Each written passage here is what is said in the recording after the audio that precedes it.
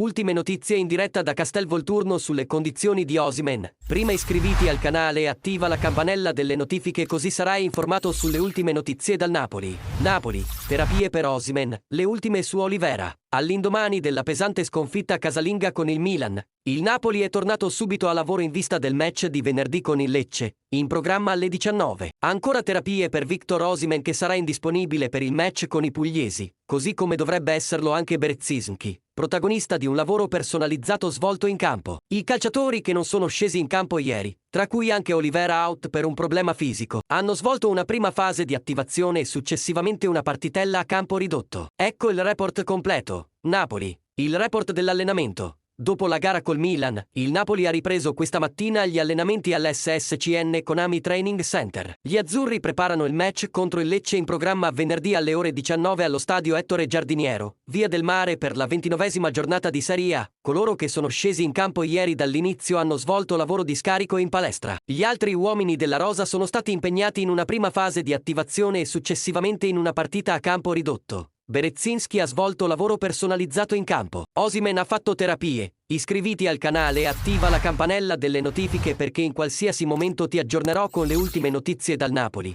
Forza Napoli sempre!